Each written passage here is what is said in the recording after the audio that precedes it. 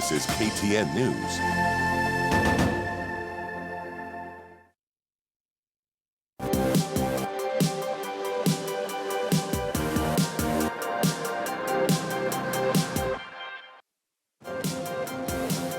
Right, welcome back. Before the break, we asked you, should the IEBC cancel the ballot paper printing tender? Should the IEBC cancel the ballot papers printing tender?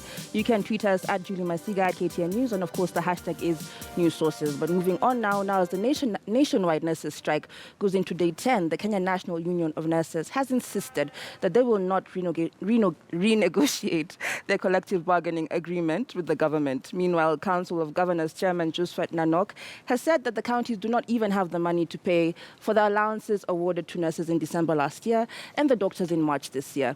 At the same time, clinical officers are demanding better terms and fair job evaluation by the Salaries and Remuneration Commission. This as they wait for the official registration of their union. SRC has given guidance since March, it given guidance on what needs to be followed. And on 9th of June, it gave further guidance to the governors on what needs to be done for them to conclude the CBA and for it to be able to conform to the regulations.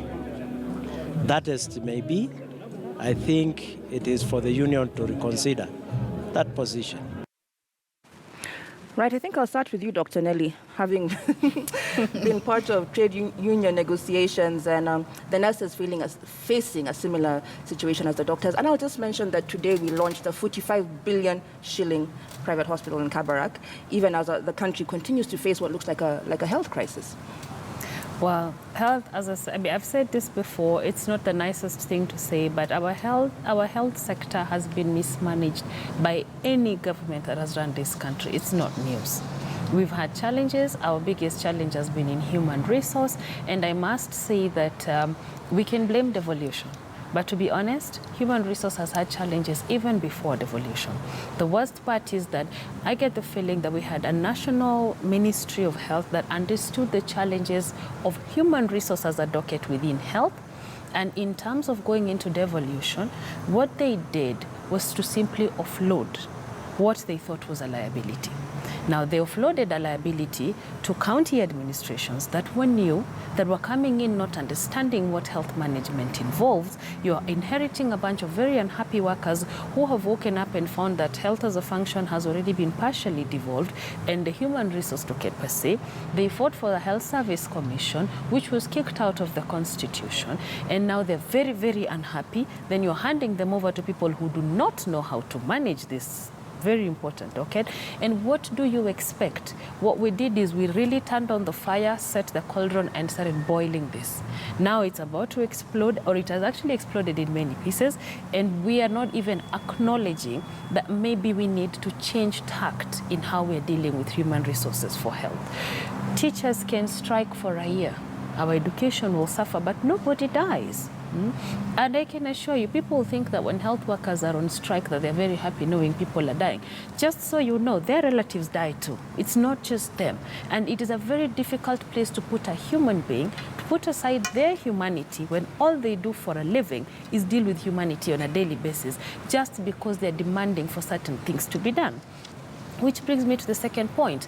What exactly is happening with the SRC?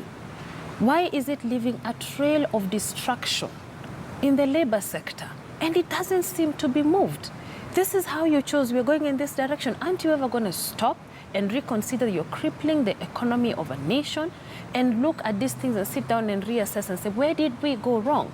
SRC from the outset abdicated its mandate, which was to set salaries for state officers. We remember how immediately within the first few months were already bullied by MCAs and parliament. And they let those people run riot with their salaries. But when they come to civil servants, whose mandate remains at just advising, and they're causing this kind of pain. I don't understand how Mrs. Sarah Serem and her team sits there night after night, day after day, how they sleep at night, seeing what they've done to this country and feeling nothing about it. It's very painful. Right, it is painful indeed. Ramadan, so do you think that SRC is the problem? I think I'm among fellows who were also disappointed with the commission. I remember when it was being formed, I interacted with them the first few months, and they had a lot of hopes. I had a lot of hopes of what they were promising. I never expected to see any labor dispute or a strike of such nature. But as time goes, there have been the weakling or the weak point in labor dispute resolution. And they have in fact escalated the problem. So we no longer have instant solutions to this. But what annoys me most is that a health sector has been crippled, but the head of state is walking around campaigning and dishing out checks, whereas the voters who are supposed to vote for him are dying. Some are unable to go to hospital. I really don't know if these people even are emotional or even if they feel that this is a real concern. A life loss is to me, that's sacred. So I don't expect a politician to be on the streets campaigning, whereas people are dying in hospitals. Well, this raises a good issue here because Machozi Mondays, as my producer was saying earlier, might be back. The protesting Mondays against the IBC could possibly be back. And yet we have a situation where nurses are on strike, where unga is inaccessible to majority of Kenyans at this point in time, where sugar is very expensive, where rents are going up, where the cost of living is skyrocketing. What is more important, do you think, Sharon? But it's not even really about what's important. It's just like about the timing. You know, if ever there was a time to get your agenda heard, not necessarily resolved, but heard, is during an electioneering year. That's the strategy. I could walk in the streets of Nairobi, break my foot, talk about it, and then that could be politicized. But not to make light of the situation that's at hand.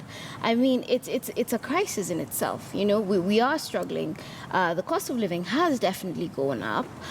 There's a plight by the nurses, by the medical fraternity at large, right? But the thing is, it goes down to the timing.